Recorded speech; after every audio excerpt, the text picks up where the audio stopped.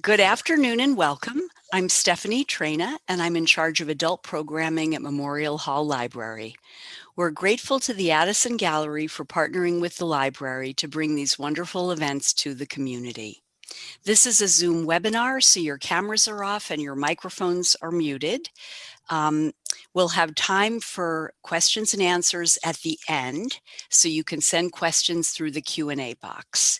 Today's program is being recorded and will be available on the library's website in a few days. One thing I've also enabled is live transcript so that you can view subtitles, and you can turn those off if you don't want to have them on. So I'll now turn things over to Allison Kemmerer, the Interim Director, Mead Curator of Photography, and Senior Curator of Contemporary Art at the Addison Gallery of American Art. Thank you, Stephanie. Hello, everyone, and thank you for joining us today. I'm interrupting the regularly scheduled programming today for a couple of reasons. First, I just want to thank Stephanie and the Memorial Hall Library for their partnership in offering these talks over the past few years. It's been a wonderful way for us to increase our audience and share our collection and exhibitions to people both far and near. And it's also just been a lot of fun for all of us involved. Today's talk with Bill Agee is particularly special, not only because he is a near and dear friend to us, but also because it kicks off the Addison celebration of its 90th birthday. As many of you know and have probably heard this story, the museum opened its doors on May 18th, 1931, through the largesse of Phillips Academy alumnus Thomas Cochran, with a permanent collection of some 400 works. One of the first museums devoted solely to the art of the United States, the Addison was forged with an adventurous spirit that has, through the support of generous donors and artists, allowed the museum to assemble one of the world's most significant collections of American art across media. The collection now numbers more than 23,000 objects, and we will have the opportunity to examine some of these treasures with Bill today. I hope too that those of you who can visit will come see these works in person.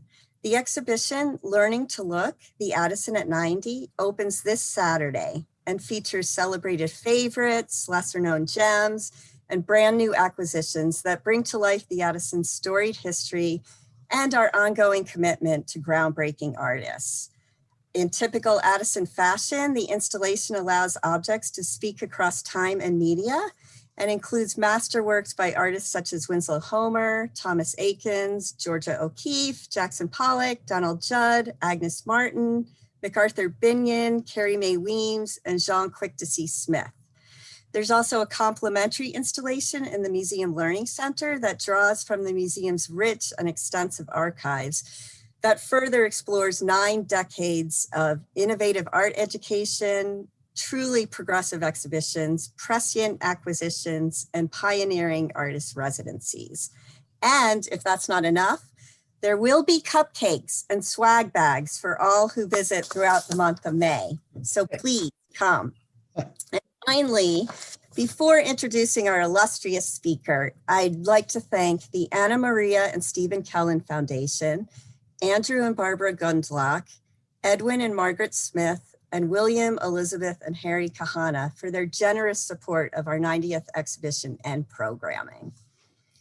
Now on to today's star attraction. No stranger to the Addison, Bill roamed the galleries as a teenager, often with a basketball, I believe, under his arm. Graduating from Phillips Academy in 1955, he received a BA from Princeton University in 1960 and an MA in art history from Yale University in 1963. He is a professor of art history emeritus at Hunter College in New York, where he taught from 1987 to 2014. Before going to Hunter, Bill was director of the Museum of Fine Arts Houston from 1974 to 1982, director of the Pasadena Art Museum from 1970 to 1974, and before that held curatorial positions at both the Museum of Modern Art and the Whitney Museum of American Art in New York. Bill has guest curated and consulted for projects at institutions, including the Addison, as well as the Metropolitan Museum of Art in New York, the Walker Art Center in Minneapolis, the Columbus Museum of Art, Ohio, St. Louis Art Museum, and the Phillips Collection in Washington, D.C. Clearly, he does not sleep. Bill has also published extensively on modern American art, focusing on artists such as Albert Pinkham Ryder, Milton Avery, Ralston Crawford, Kenneth Noland, Arthur Dove, Georgia O'Keeffe, John Graham, and Donald Judd, just to name a few. He is currently working on a book, Close Readings, American Cubism, Max Weber to Hans Hofmann, 1910 to 1968. Bill knows our collection inside and out, and his passion for it knows no bounds. So we are in for a true and real treat. And without further ado, take it away, Bill. Okay, well, thanks, Ali, and thanks, Stephanie and Jamie, for asking me. And it's always a pleasure to revisit the Addison. I thought today I would just talk about my experience at the Addison and what happened then and what's happened since. The Addison has been, well, the Addison's celebrating 90, you know, it's only 6 years older than I am. So it's been really part of my life for sure. So I entered Phillips Academy in 1952, the fall of 1952. I'd been raised in, brought up and had gone to school in Scarsdale, New York. By the time I was 15, I was really a lost soul. And I was in more trouble than you can imagine. I had burned down the house almost, had totaled the car, my grades were falling, et cetera, et cetera. I had no sense of myself. I had no sense of purpose at all. So my parents sent me off to Andover. How Spike Adrian's let me in, I don't know, but I am grateful to him. But I wasn't grateful then. I thought I was doing just fine, and that's how lost I was. But anyway, off I go to Andover, and I go and I get my schedule card, and it's math and English, et cetera. And then also there's a course in art. And I said, what's this? And they said, well, we happen to have a very good art museum here, and we require that you take a course in it. And you need to understand that I had never been in a museum in my life. There is no experience of art in my life, except that I had grown up with the son of Barbara Morgan, a wonderful photographer, and I had been to her studio several times, but that was it. So if I go down and I walk in, and if I can have the first slide, please. And there, still there today, thankfully, is the great Manship Fountain of Venus. I walked in, and this is what I first saw, and I was stunned. I had never seen anything like it. The whole atmosphere, once I stepped into the gallery, was something special, and something happened to me. And believe me, I try not to romanticize this or to exaggerate all of this, but something was there, and I didn't know what it was, but it was good, and it was something that was not in my life. And this, over the years, I've come to understand some of the works that I had first seen and didn't understand then, but this is Venus arising, coming to life. And that, in fact, I understand now was what the gallery meant to me. It brought me to life, to a new kind of life that I never could have imagined. So in those days, the art classroom was downstairs.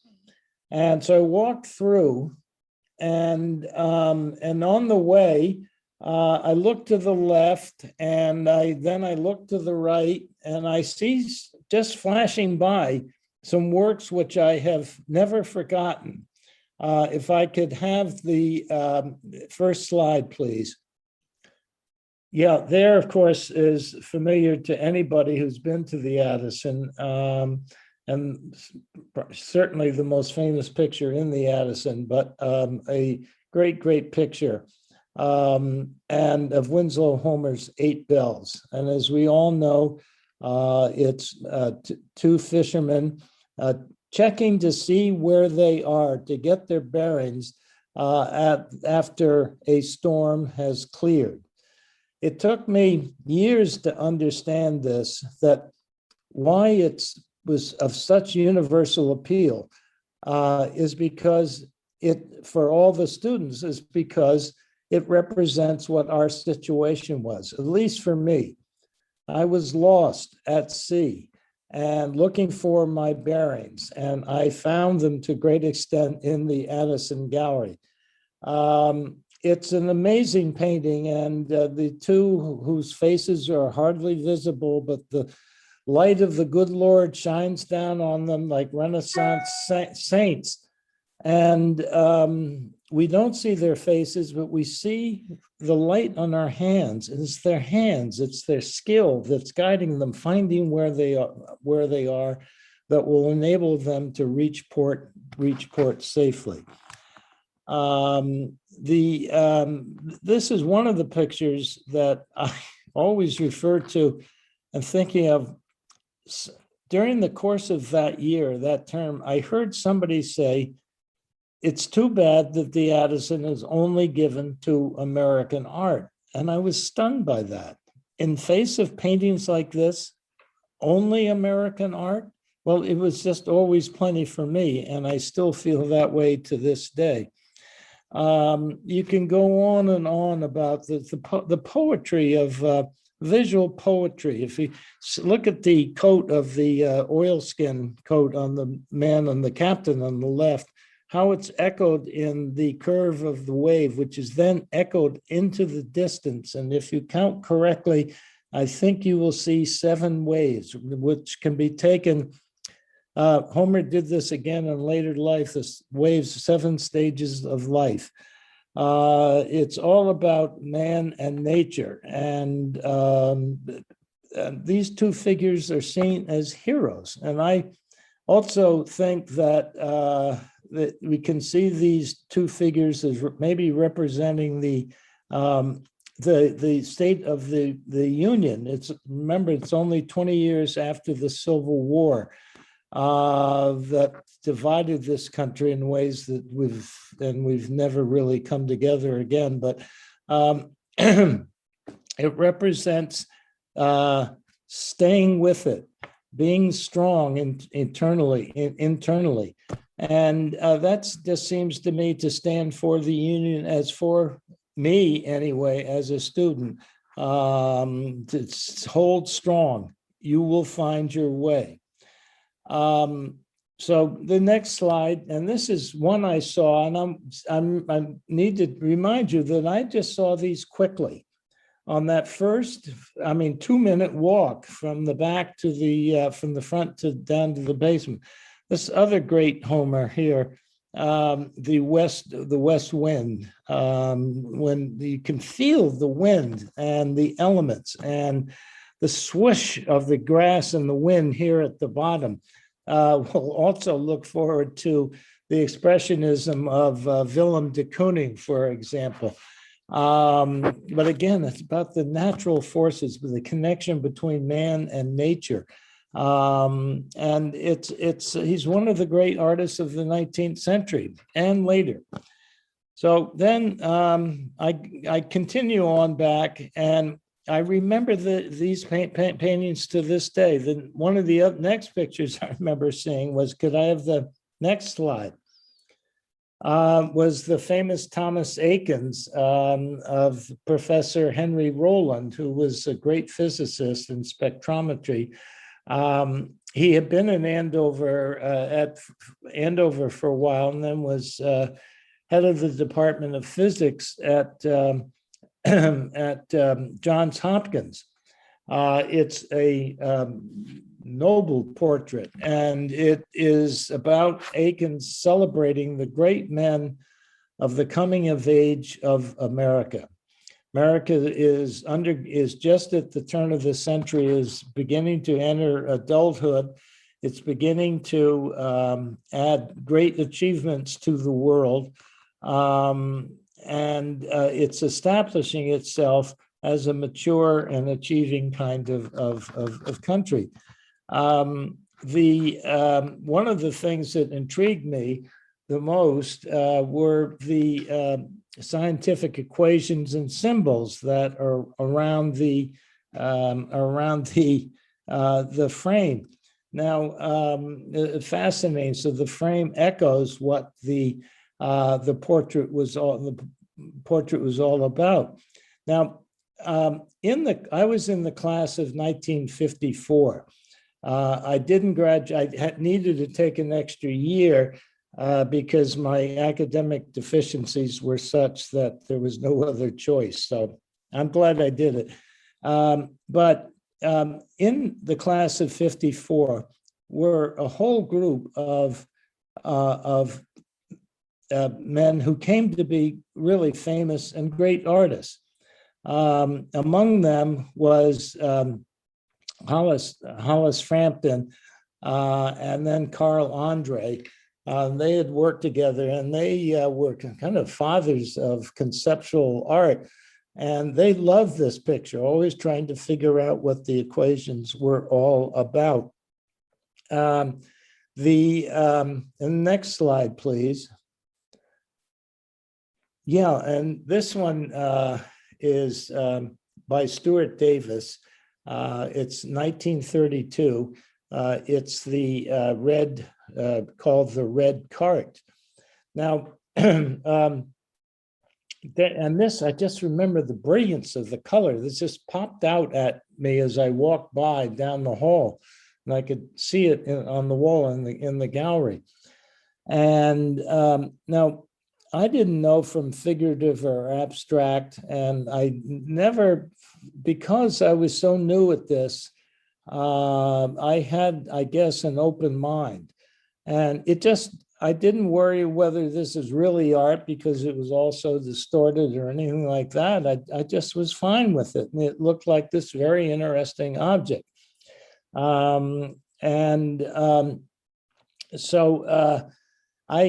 this painting has stayed with me. I've done a lot of work on Stuart Davis, who is one of our greatest American modernists.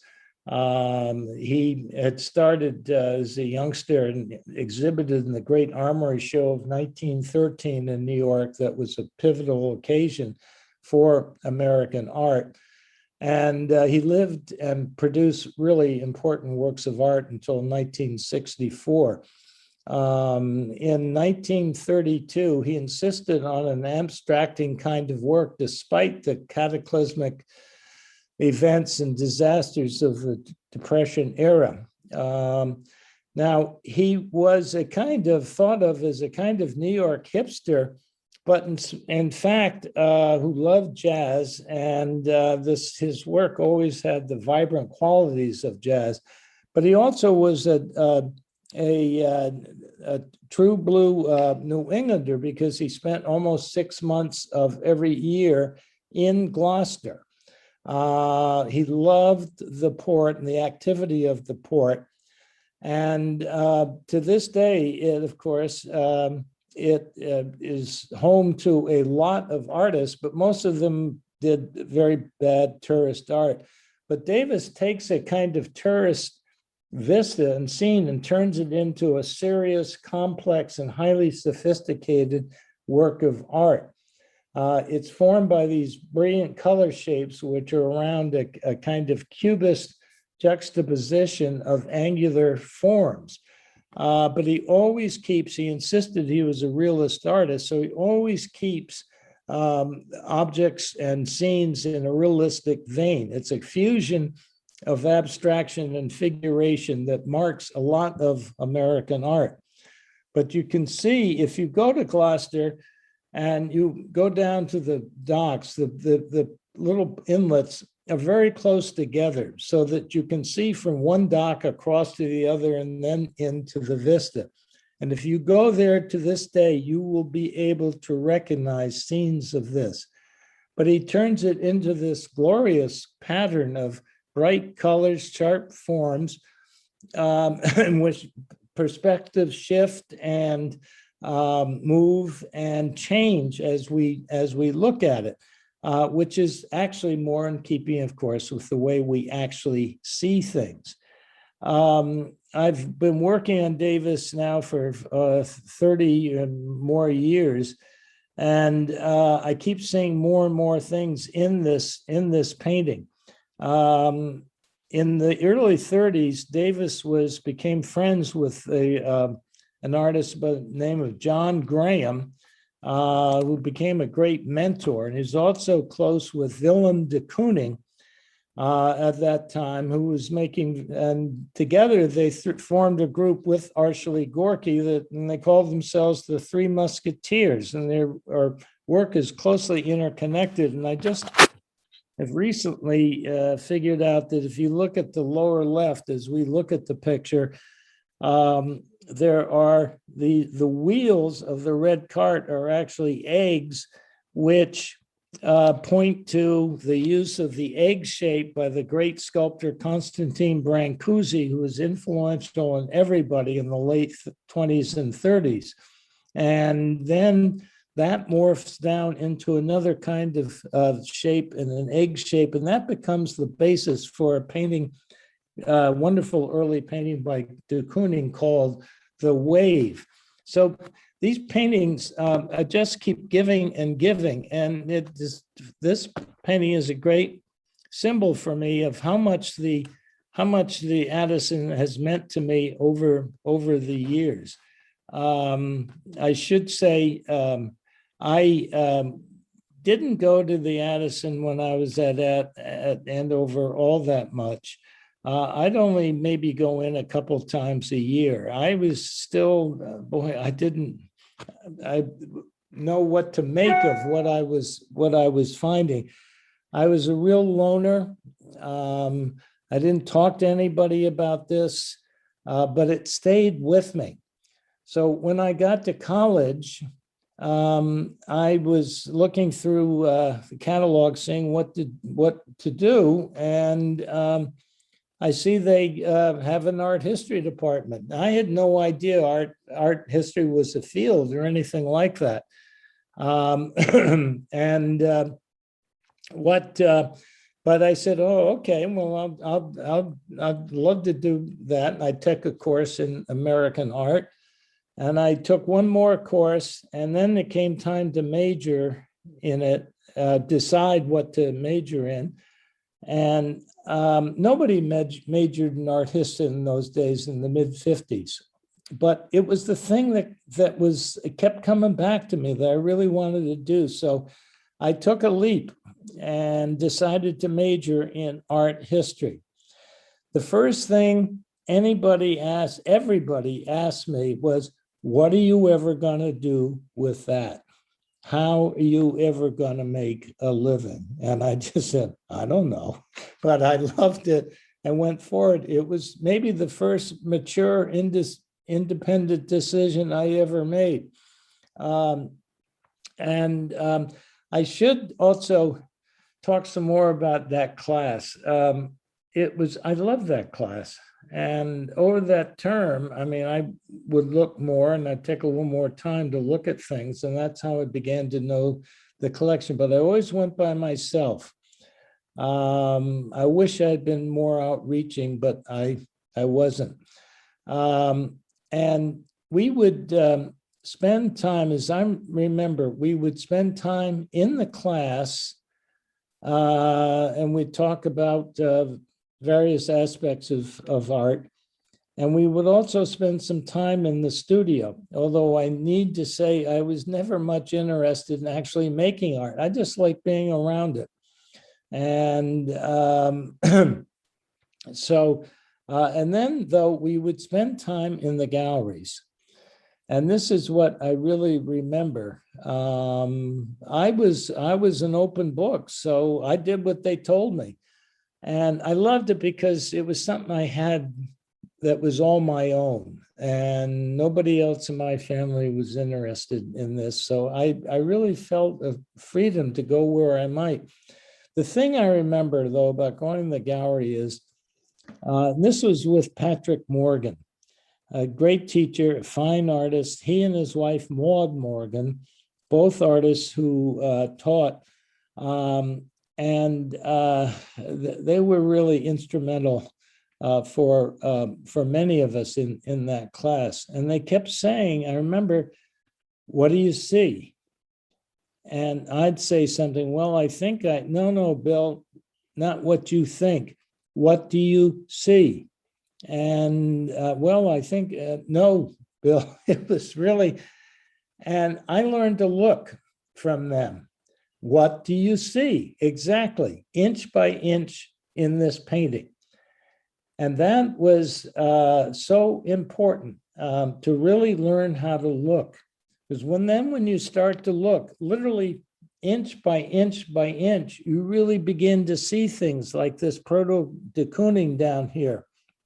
And you look and you see all this, then these bright blue colors, but then it's on a black background. Is this at night? It can't, or can it be both? But then you look further up and you see this eyelet with the rope, and the painting seems to be like a stage dropping hung onto a curtain, a fictive curtain behind. Now, Davis always claimed that he was a realist artist, but is this a real or a fictive kind of painting? Implying, and you get into all kinds of questions about what is art, is it real, is it abstract, and so forth. Those lessons in that class have stayed with me. And by looking at these great paintings, you understood what really constituted great art. A few years back, I was sitting with Frank Stella, who was in the class of 54, who I believe is still the greatest living artist in America today. I'm a big fan of Frank's. And of course, he owes so much to the Addison too. But this was a dinner honoring Frank. And Frank had talked about Andover and the quality of the work. And the dinner was breaking up and Frank and I were chatting, and somebody came over and said, how did you guys learn what quality was? And Frank and I just looked at each other and we both said, we never knew the difference. What we saw was what we knew, and it was great work. And that's what we learned. It was implanted in us from the start. So from the start, the Addison, and it does to this day, sets the highest standards of looking and of appreciation. Can we have the next slide, please? Oh yeah, this is the Pollock, Jackson Pollock, excuse me, that was hung as you went down past the stairwell. There was in there the room that was the office, and it was hanging on the back wall of the office. And I just happened to peek my head around and saw this Pollock. It's not a big Pollock. We think of Pollock in large canvases, but he also painted in much smaller sizes. I really reacted to this point. Look at that. And the painting is called phosphorescence. It's an effect that you get phosphorescence over wet sand. And Pollock lived up against the Accabonac Creek in Alton Springs. So these were natural phenomena that he would see. We'd see these shooting darts of light and these bright spots of color. I also happen to think that that his take on the universe of looking at the galaxies in the heavens, but it's this all gray with many, many nuances, and that relates to what other ocean painting? The Winslow Homers. Pollock was right on the ocean, and grayness is the signature color, as it was for Homer and the sea. That also tells us this was 1952. This painting had just come to the Addison the year before, I think it was. It was a gift of Peggy Guggenheim, a great patron of the arts, and she was giving away her collection to museums that had shown an interest in modern art. And so Andover had a wonderful track record in supporting living modern art.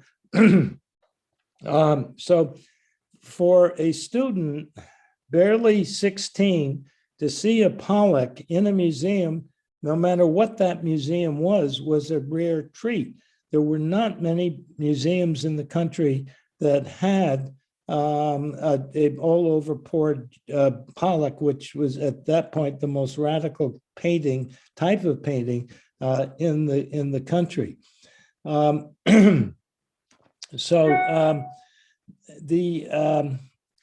it's in Andover. You keep looking, and I'd go through the galleries and on occasion, and you begin to make connections. Oh yeah, I get this. Gray, ocean. So the next slide, please. Speaking of Frank Stella, this is the kind of thing that you can find in the Addison that you just don't find in many other museums. It's titled East Broadway. It's of 1958.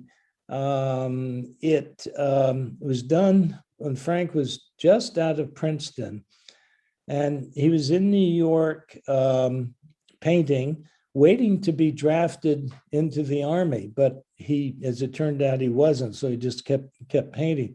But he was also painting houses and buildings to support himself.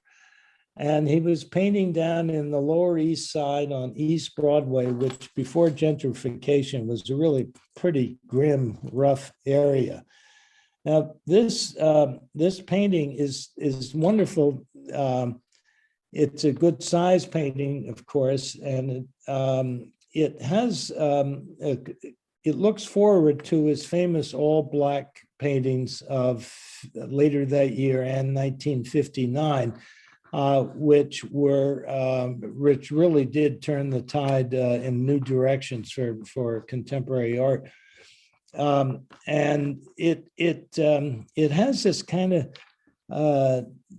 dirty, almost grimy feel to it, just like the poorer sections of New York City or any large urban city have. It has that gritty kind of feeling. The colors are really what Frank called the psycho colors of New York City. And you get this kind of repetition of the lateral patterns, which mimics the way we move through the city in part, and the motion of the city. It's art and the process of becoming, and you rarely see that. And so this is a real, it's a great picture. And Frank was good from the very start.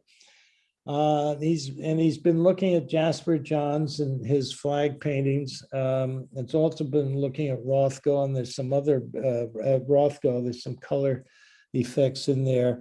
And this vertical kind of door shape mimics also Rothko, but it shows Frank absorbing and then transforming into a personal statement, what was become, of course, a brilliant career.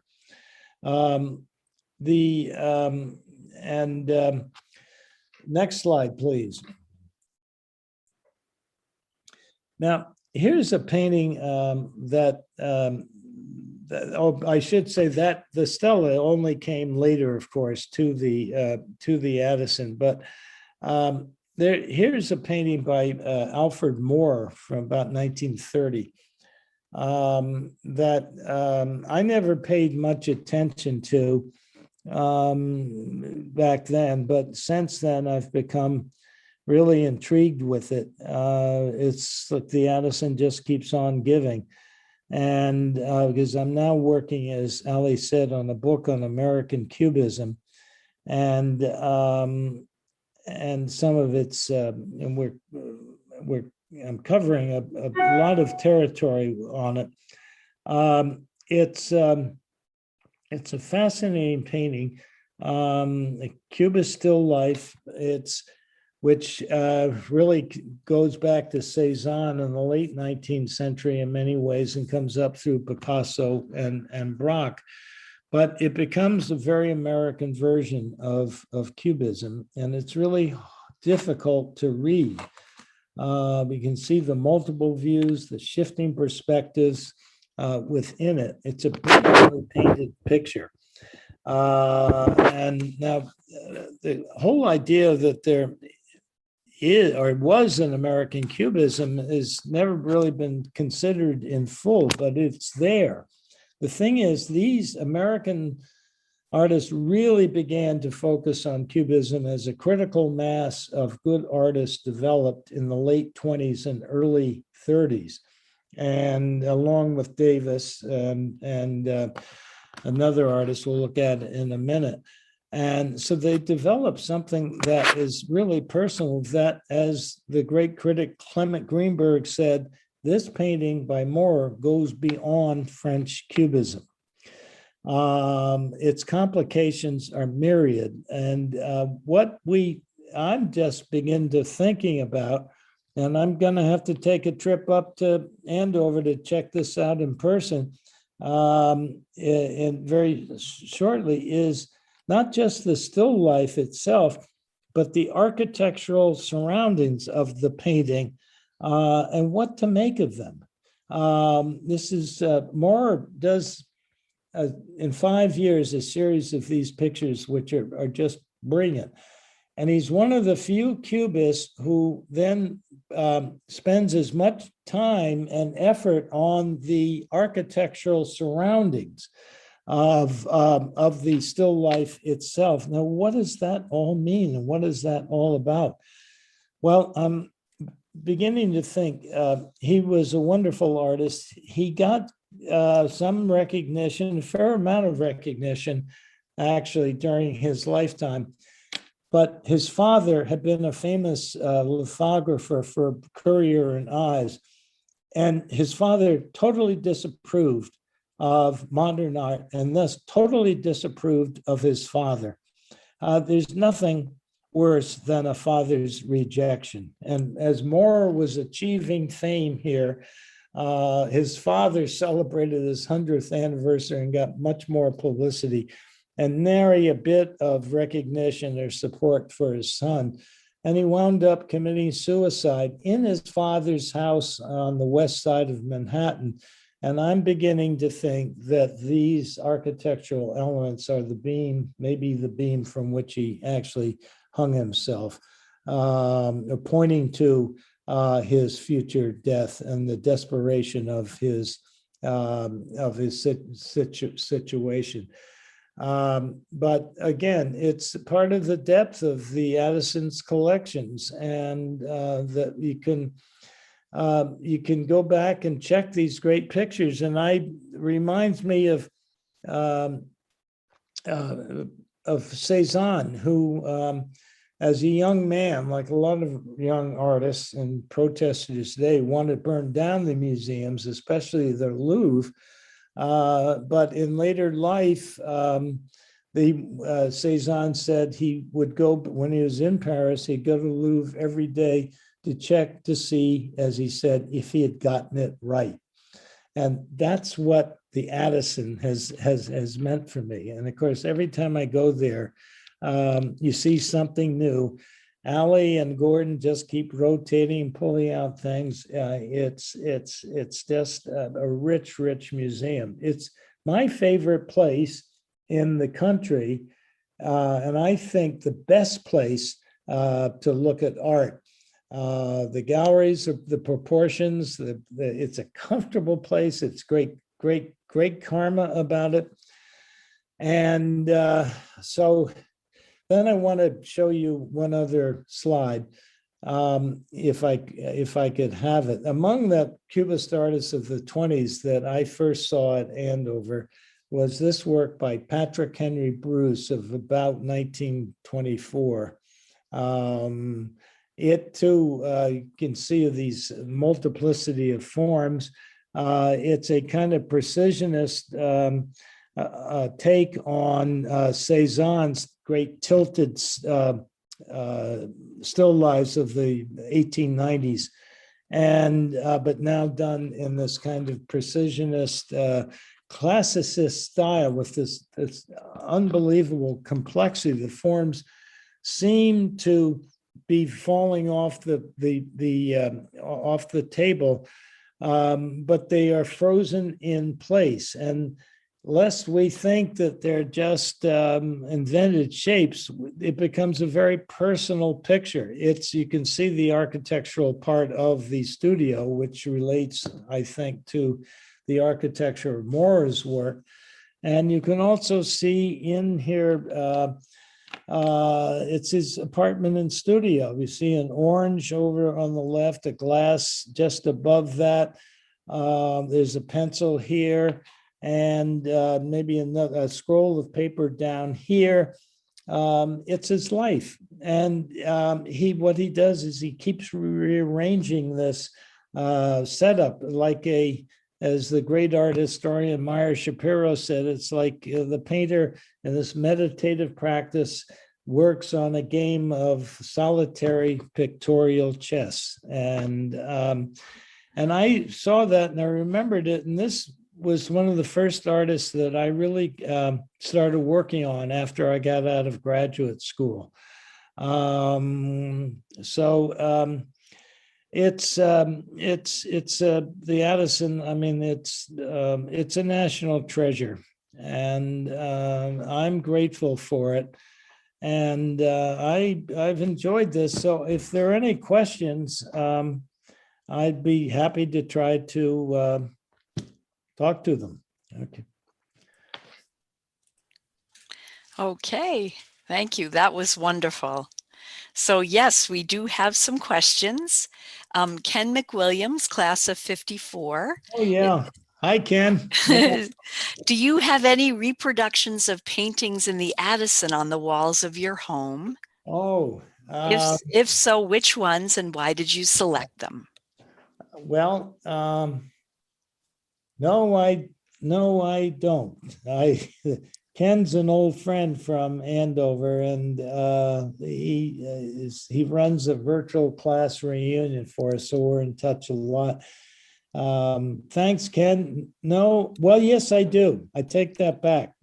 The Patrick Henry Bruce, I did an exhibition back in 1978 that for Houston, and then I went to the Museum of Modern Art in New York. And I have that Bruce painting on the poster. So yeah, I do. Okay. And then what other paintings do you have hung in your home so we can go to the...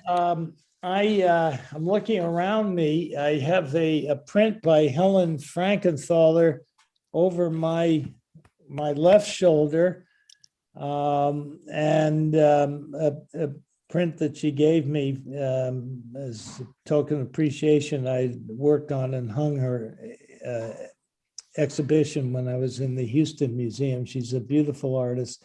And right over here, I have a maquette of a monumental sculpture by Herbert Ferber, a great sculptor. Also a token of appreciation for doing his exhibition. But over the years, we've collected, but almost accidentally. And back in the 60s, we were able to get some things that were by Donald Judd. Well, I have a Donald Judd print on my right, if I can, there you go. Can you see it? Yes. Yeah, the red stripe. And then there's a young artist way over there by the name of Linda Lynch from New Mexico. And then the others are over there. But we were able to find some things, younger artists in the 60s when I was just coming around. But over the years, I've needed to sell them to get the kids through college. So it was one art. I always asked the artist, though, before I sold it, if he was okay with that. And one of them, Bob Mangold, said, "Yeah, art for education, that's okay." So I felt all right about that. Okay. And actually, so what will be the thrust of your new book? This is also Ken McWilliams. Yeah. All right. Thank you again, Ken. In 1914, I published a book called Modern Art in America, 1908 to 1968. For good reasons, those dates. 1908, three key events occurred. I alluded to them, and that marked a new era in American art. And a new America comes of age in art. And then in 1968, you remember 1968 was worse than even today. I mean, you remember, it was the country had turned into Murder Incorporated. Everybody was gunned down. There was the protests and the war in Vietnam, the civil rights protests. And art changed, the whole world changed, and it became something else after that, something that I didn't especially like. Now, the older artists kept on working, like Frank, but in terms of new art, there was less that I really was interested in. In that book, I focused on the importance of color and Matisse as the progenitor of much of modern art. And so now, but there was the other major force, and that was Cubism, which gave the structure for color. So I said, while I'm at it and still can do it, I am going to do a book now with, it's focused on Cubism. So, and there's much more than I even thought, but American Cubism has developed quickly in the wake of its invention in Paris, Picasso, Braque, and Leger. By 1910, Americans, especially Max Weber, thus he's the lead artist in this, and paints a series of great Cubist pictures in 1910, and other Americans begin to too. Then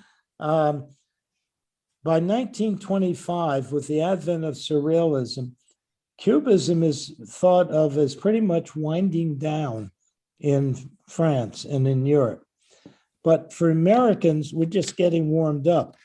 And with the coming of Stuart Davis, Patrick Henry Bruce, Alfred Moore, John Graham, Arshile Gorky, Cubism becomes a critical mass of important art.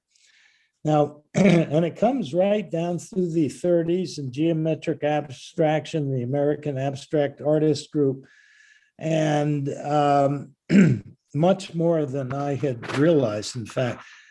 Then we think of abstract expressionism and Pollock and de Kooning, Gorky, et cetera, in the 40s is pretty much erasing all of that. But it turns out that Cubism is at the heart of much of the earliest portions of abstract expressionism. And de Kooning was often criticized, even into the 60s, because he was using a Cubist base for his art, as if the idea was that Cubism belonged to the French, I think, and Americans shouldn't be fiddling with it to begin with, and certainly at not that late date. But it gave them the structure to create this new type of painting. And it goes on and on. Hans Hofmann, down into the 60s. Hans Hofmann remains one of the great American Cubist painters in the 60s. We're not attempting to do sculpture. It's just too much. But David Smith, the greatest American sculptor up to 1970, certainly was also a Cubist at heart. There are all kinds of artists who come out of Mondrian, and Mondrian was a Cubist at heart. And so it runs throughout American art from 1908 to, or 1910 rather, until the late 60s. Mel Kendrick, who is the show opened yet, Allie? Or when's it? Coming on. Yes, it's open. It's open. Okay, it's open. Yeah. Well, Mel, I remember looking at his work, first seeing his work, and I felt it was distinctly Cubist. He's a wonderful artist, and I haven't seen much of it, so I'm looking forward to it.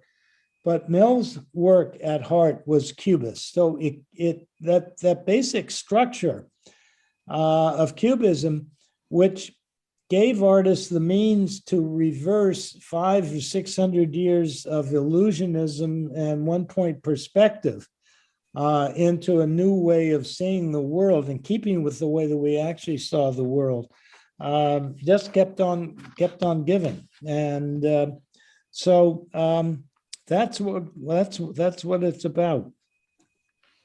Okay. We've got a few about Frank Stella.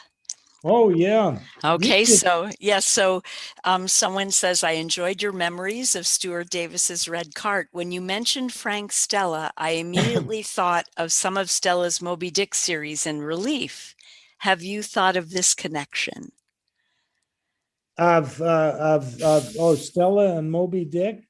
Oh, yeah. Most recently, I've been working on Albert Pinkham Ryder and his work and his depictions of whaling and the sea. Of course, recall a lot about Moby Dick. But yeah, I've certainly thought about it. I've also just finished, I took a wonderful Yale Alumni College seminar on Moby Dick and Melville, and I've thought a lot about Frank. But excuse me. Okay, so someone else would like to know, because you said that Frank Stella is, in your estimation, the best artist of the 20th century. And they would like to know why, and then what distinguishes Stella from all the other artists. Okay, yeah. No, well, I didn't say that, or if I did, I said at this point, I believe that Frank Stella is the greatest living American artist. Got it. That is what you said. Yes. I would certainly not, nor would Frank ever suggest that he was the greatest, but right. I think he's one of our greatest artists of the 20th century. Well, why? Yeah. Well, you got to go look at the work. Go to the Addison. What he did with his, he changed his direction of art dramatically. And as in 1958 and 59, he and Jasper Johns changed, for the mode of thinking from the action painting, for lack of a painterly expressionism of Pollock and de Kooning, which had become really overworked. And almost by 1958, it almost become an academicism and in New York City. And Frank takes the elements of Abex and changes them into something more focused, more stable, more direct, more clarified. In the course of modern art, one of the things that happens is there's always a drive toward clarity, more clarity, to get the point across as directly and quickly as possible. And so the black stripe paintings of 59, really, they're shown in at the Museum of Modern Art in, was it 60?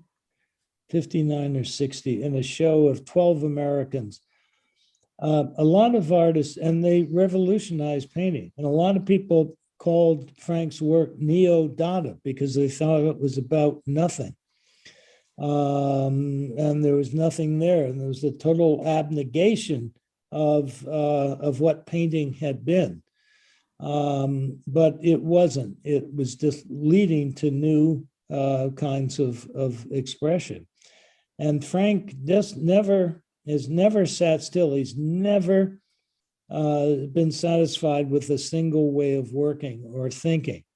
And he's constantly rethinking what's possible in painting, right down to the present days, working in these wonderful three-dimensional pieces. There's a show up at the Larry Aldrich Museum in Connecticut that, if you're going by there, it's well worth seeing. Okay. And then a couple of questions have come in about the Addison's collection itself. So this one came in very early from Corey.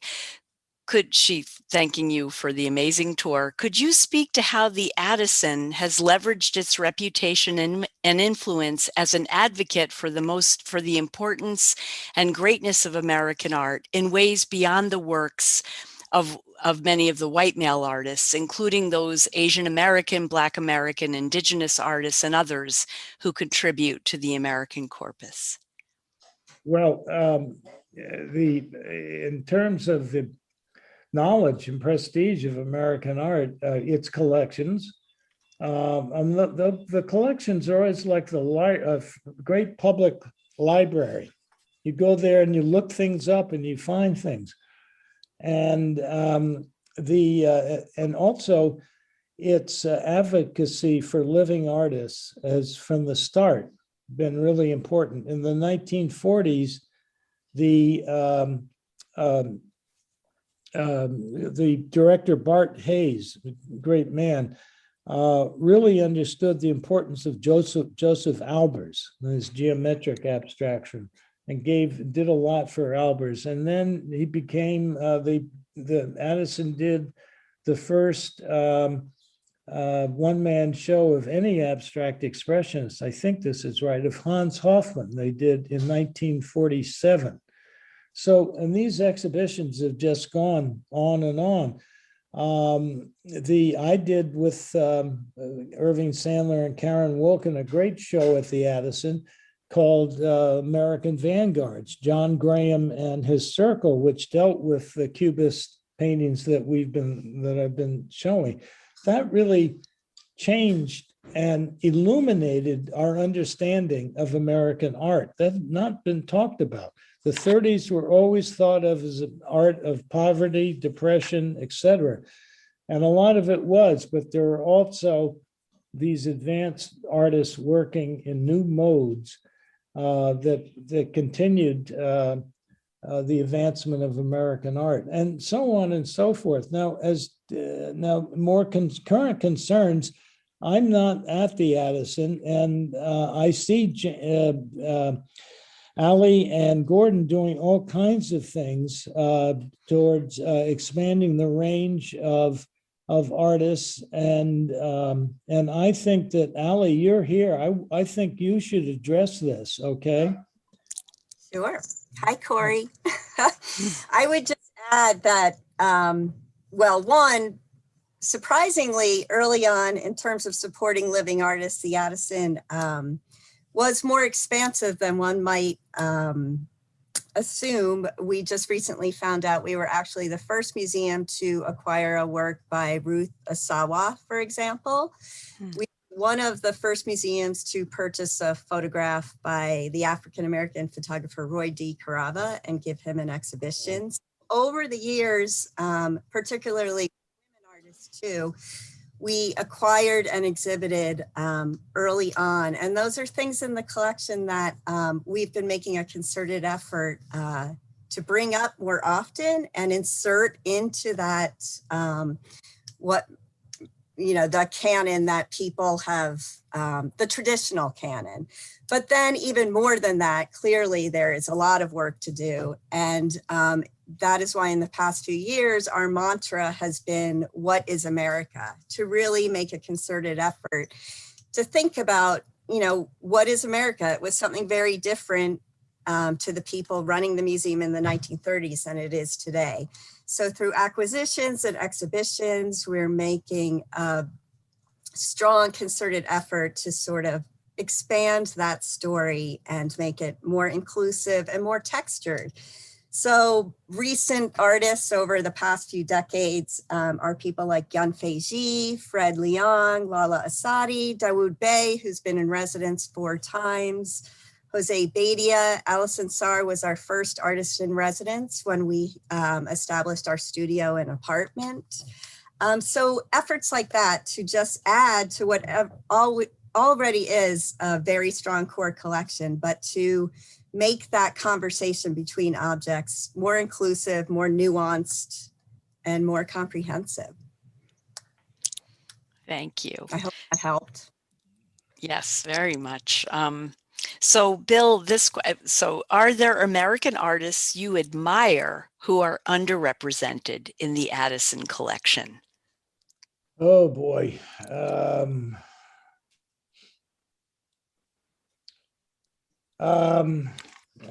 Boy, let me think on that.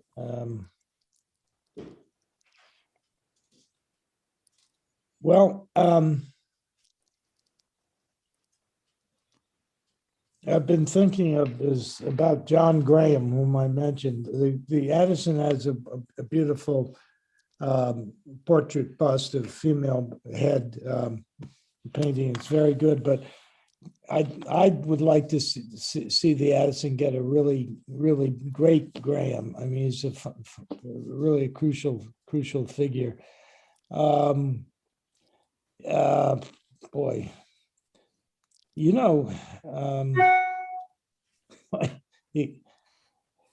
the Addison, I never come away disappointed from the Addison. That I'll tell you that. Can I think on that, and as we go on? Sure. And actually, so maybe while you're thinking about it, someone asks, in light of your first moment at the Addison, greeting the manship Venus, I'm going to mess up the name, Venus, are there any other sculptures that you appreciate at the Addison? Oh yeah, sure. There's a great David Smith from 1939 called Arches, I think, and Smith was part of that Graham circle too, and that burst of energy in the 30s of American modernists. But Ali, correct me if I'm wrong, I'm not sure the Addison has, do you have another Smith sculpture? No, Ali is shaking her head no, and I didn't think so. I think that may be the outstanding addition that I would like to see made. Ali, I'll talk with you about that. I'm happy to send out a shopping list for anybody who wants to add to our collection. Yeah. Ali, I'd like to get your, you never know. your take on Ali, what's your take on that? What would you, are there 2 or 3 things that the Smith, lack of a Smith sculpture, be it any period of his life in the 30s until the 60s, would be a major thing for the Addison, because, you've got some of the greatest, he's America's, I can make a case that Smith was the greatest American artist in his lifetime, even greater than Pollock, for what Pollock did. I mean, that's one of those arguments that wonderful, we can go back and forth And you've got a Pollock, but for sculpture, you need a Smith. And Well, we have the one Smith sculpture, which is pretty fantastic. yeah, with the arches of 39. It's a great Right. piece, no doubt, no doubt. Yeah. Um, We don't have a major Rothko. We have an early one, which is super interesting, but not the, And actually, you have a couple of other people have weighed in, including Gordon. No de Kooning. How about a Gorky? Thank you. Yeah. And yeah. then Bruce Nauman. Oh, Bruce was no Nauman. Yeah, yeah. That would be great. How about Agnes Martin, a painting? That would be amazing. That would be, yeah, yeah. Eva Hess. Oh boy, you don't have a Hess drawing or no? All right. Huge hole. So there you are. Yeah. There. Okay. It's an ongoing matter, and boy, sure, de Kooning and Gorky. Yeah, Gorky, a favorite artist of mine. Yeah. Okay. And Kooning, yeah, those are major aims. Yeah. Okay. All right. And so, Bill, Ken McWilliams again, when will your next piece on art appear in the Wall Street Journal? And please talk about New Bedford in the upcoming opening. Oh, well, yeah. This, it was the New Bedford Whaling Museum, just down the road from Andover. And it's a wonderful place, and I had never known it, but they were given a gift of a painting by Albert Pinkham Ryder. Now Ryder was one of America's greatest artists. He's not known because he's hard to see, and in the course of his lifetime and afterwards, there were a lot of fakes, but they're these dark, dreamy, moonlit scenes. And they were given a writer, so they contacted Betsy Brune, the ranking writer scholar at former director of the Smithsonian American Museum of Art, and they got together and they have put together a exhibition of Albert Pinkham Ryder's works. There hasn't been one in over 30 years. Oh. And as the ex-director of the Smithsonian, Betsy was enabled to secure the loans of about 15 writers, the biggest corpus of writers' work in the America for this exhibition. And they asked me to join in and work on writers' impact and influence, which I was happy to do. And so I wrote an essay, and the book is out, but the show got postponed because of the COVID. Okay. But fortunately, the lenders have come through, especially the Smithsonian. So the show will open at the New Bedford Museum on June 24th. And there's going to be a panel discussion the next day. And it's a fascinating place. And I wrote an essay, and it's in the book, on Ryder's legacy. I had known of Jackson Pollock, for example, said, "The only American master who interests me is Albert Pinkham Ryder." And when you look at the internal rhythms and forces of both artists, you see why. But there are other artists too. Hans Hofmann arrived in New York. He goes from Germany, he goes to the Met, spends 2 days there, and comes out, and they ask him what he liked best, and he says, Albert Pinkham Ryder. Now, there's an intensity in about Ryder's work, which is sublime. And he's affected almost every artist right down the line. At the Armory show, Ryder was still alive, but they made a memorial a large collection of his work to honor him as the father of American modernism. So he's And it's Marsden Hartley, Arthur Dove, every artist down the line has in some way or other been impacted by Ryder. As I go along, the book's out, but I'm still finding artists that I could include. So maybe I got to do a revised edition. But it's going to be a major event and a beautiful show. And Beautiful. New Bedford, of course, is still a fishing town, and so there are a lot of great restaurants, Portuguese restaurants. So you can have a nice time there. Yeah. Very good. And so your piece in the Wall Street Journal, do you know when that will be coming out? Oh, I did a piece on Max Weber. Okay. Back in December, I think it was, getting warmed up for the book. Got it. But the book's been keeping me pretty busy, so I'm not sure that I'm going to be doing one anytime soon. But okay. Yeah, thank you, Ken. Now, someone asks, and I don't know, you let me know when you want to sign off, but can you say a word about Walker Evans? Oh, yeah. A great artist. One of the who captured America in ways that nobody has, except Robert Frank. And you can see Walker Evans in pretty good depth at the Addison, I'm pretty sure. A great artist.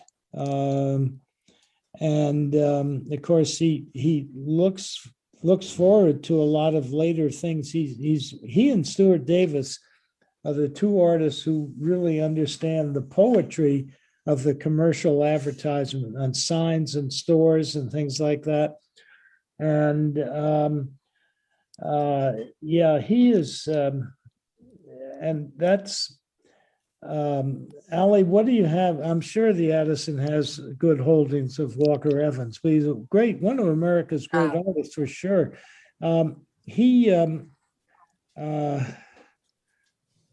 Yeah, he also, we think of him, Walker Evans, as mostly portraying the Dust Bowl and the plains, but he also captured the urban landscape of America too. And the thing about the Addison is it was one of the first museums to really seriously collect photography. Allie, you would know when you started, but I think it was collecting. 1934. 34, there you go. By Margaret Bork White. Margaret Bork White, there you go. Now, you need to remember, I mean, photography and collections are so much with us today. I mean, so you say, what's the big deal? Well, it's a plenty big deal. In the early 1970s, I went to the Houston Museum, and one of the things I wanted to do, got done, but it took me 2 years, was to begin a collection of photography. We got some funds, and the donor was willing to go that way. But I had to convince, it took me a long time to convince the trustees, the acquisitions committee, that photography was really art. And how could you pay so much if the guy was going to, or any photographer was going to endlessly repeat images? Well, they don't do that. I mean, and so for a long time, that was, I mean, photography just wasn't considered as an art. And so for the Addison to be added that early tells you, I mean, the Addison was with it right from the start. And they were doing things that the Whitney and the Modern weren't doing in the 30s. I mean, they were certainly the first on to Joseph Albers. And I'd still wish the Addison to get a nice collection of Albers paintings, but Anyway, that's Another for the list. There you go. right. And actually, Yeah. yes, while you're still on the list, Alice Neal was another one that Alice Neal, yes. Oh Alice my Neal, gosh. yeah. from Gordon, yes. From Gordon. We hosted Yeah. a retrospective and we still don't have a painting. So yeah, we have to rectify that. Interesting. Well, Yeah. just to circle back to the very beginning when you talked about seeing the Homer painting and how it spoke to you. And someone asks has the work changed for you since then? And have you come up with other interpretations as you've grown older? Well, it took me a while to figure out that that the idea of these two men representing people who were trying to find their way, that didn't strike me until some years later. So that it's all ongoing, and I've been looking at the painting very closely, and there's this beautiful space frame when you look at it between the mast and then the lower edge of the boat that frames it. So the focus, it's almost like a Renaissance altarpiece, the focus on these two mythic figures who look like saints with the light shining on them. That's only came to me fairly recently. And then I had never until recently thought about the light on the man's hands. I mean, that's the hands, what they're doing with that. It becomes almost like building something by hand. I mean, so it's just so rich. It's ongoing. Every time you look at a good painting, you see something new. And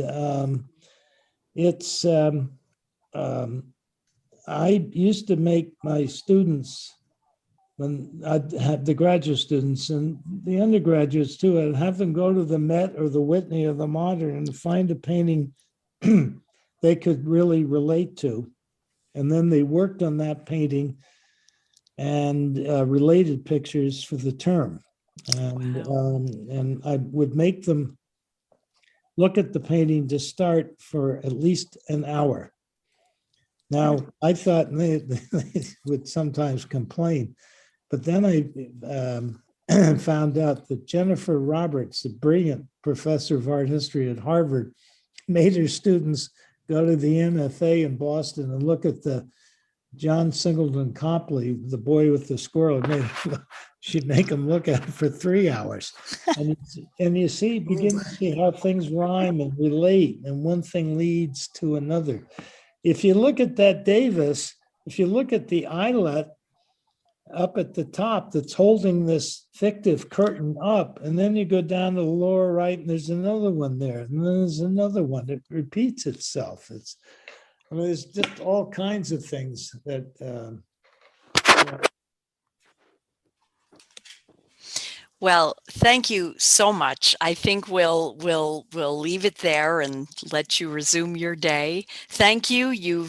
I can't wait to visit the Addison in person again.